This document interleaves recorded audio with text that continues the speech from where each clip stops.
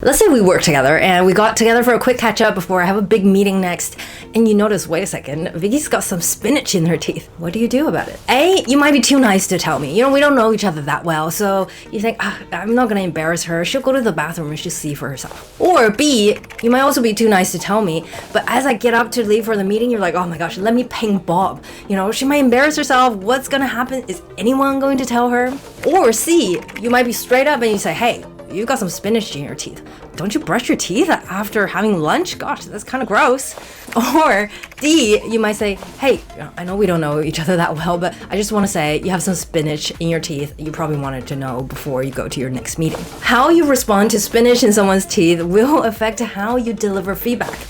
This is only spinach in someone's teeth, right? We see this a lot of times, and still some of us to this day feel that internal turmoil. But I guess I don't have to say it, even though I know it's helpful, but then it's awkward.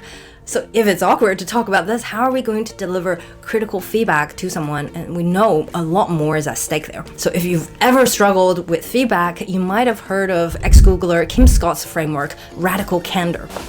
In Google, we also learned about this, and it is a beautiful 2x2 matrix. On the one hand, you have caring deeply, and on the other, you have challenge directly. And the idea is you want to care deeply for someone and challenge them directly. And this is radical candor. You can say something directly, you can say it with care, and it will be like option D in our spinach example, where you can tell me directly and say, hey, I know it will be helpful before your next meeting, you wanted to know this. Because if you don't do that, then you might end up in the caring deeply, but not challenge directly. And when this happens, you are in ruinous empathy. Right? This is the cheerleading that we do, which is, hey, you're doing great, even though I can see this one thing that actually will help you, but I don't want to say it because you've got this. And this is A in our spinach example, where you say, oh, well, they'll see it when they go to the bathroom. And it's really not helpful, and you're really not taking on the responsibility to help them. Now, it's possible that you don't really care about the other person and you don't challenge them directly.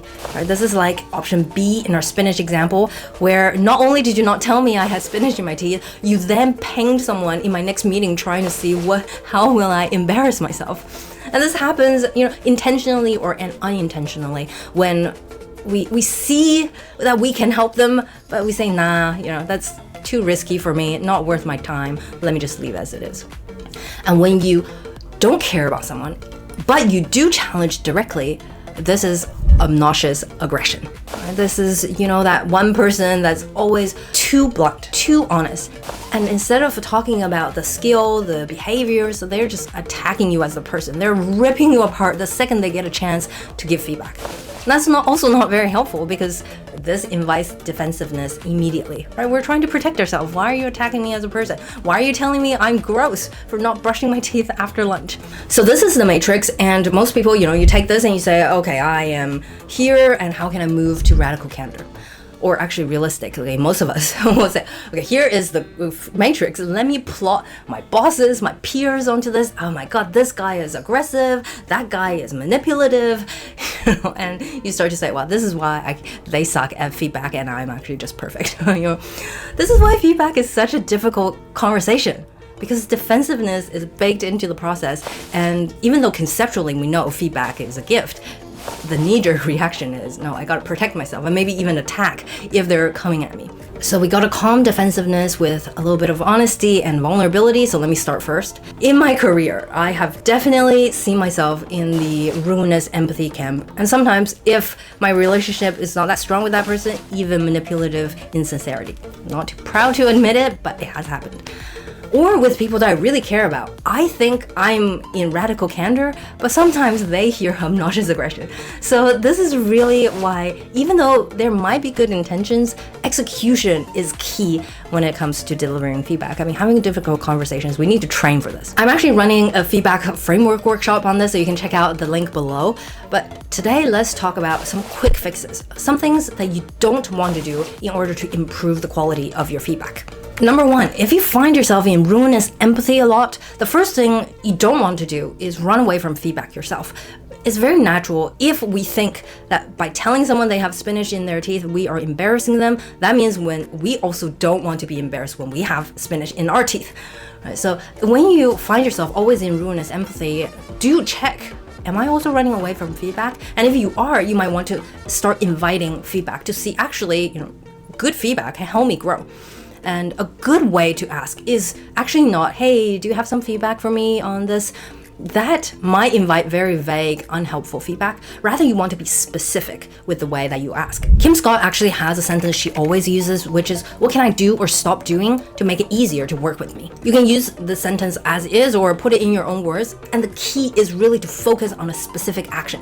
Now, if you find yourself in manipulative insincerity, which I know by itself already is very difficult to acknowledge, but it happens. I found myself there before.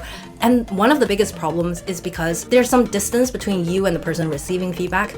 You toss up all of the possible things you could be doing. You're like, nah, I don't want to do the feedback thing. It's a bit awkward. It doesn't really matter. So, you push it off. But then you didn't give them a chance to even know that was an issue, and you didn't give them a chance to improve.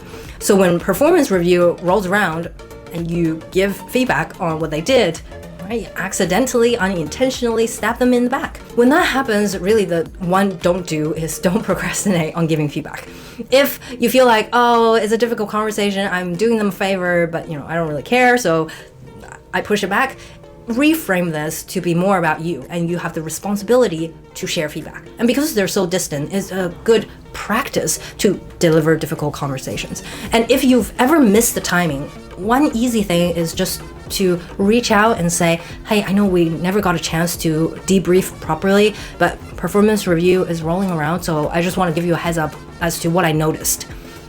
Just something simple, a bit of radical candor can help you get back onto your feet and leave the insincere manipulative zone. Now, if you find yourself in the obnoxious aggression zone, also don't worry, right? The good thing is you know how to challenge directly. And for a lot of people, that's actually the difficult part. You just have to care a little bit more. So when you're in that zone, the thing that you don't want to do is use assumptive language. Right? Things like, oh, you clearly don't care about the project, or you are not respecting the team because you're always late. Maybe that is how people feel in the end. But when you do share the feedback, it's not about attacking them and what you think they've done, but rather, stick more to the neutral facts. Like, oh, I noticed you were late for submission in the past couple of projects. Could we talk about this? And if you're in radical candor, there's one big pitfall, which is you might think you are in radical candor, but someone else receiving the feedback feels like, oh gosh, that's obnoxious aggression. And the difference is, don't assume you can say it as is just because you have a strong relationship. I did this with my family, with people I have strong relationships at work, and I just assumed, I care about you. Obviously, you know that. So let me just be direct. And my directness was way too blunt. So even a quick sentence to establish what you are assuming, where you think the relationship is at, is very helpful to remind them, hey, I do care. So something like, we're going to talk about feedback. I know it always gets a bit awkward. So since we have a good relationship, I'm just going to tell you what I see. And then you can fill in the blanks and we can discuss this as needed. Is that okay? Just something to remind them of the good intentions and the space that both of you have to have a conversation is more than enough. If you want more tips and frameworks on feedback, check out the workshop below. Also, in the next video, I'll talk about another framework for assessing whether someone is even open to radical candor and what kind of radical candor they're looking for specifically. So I'll see you in the next video.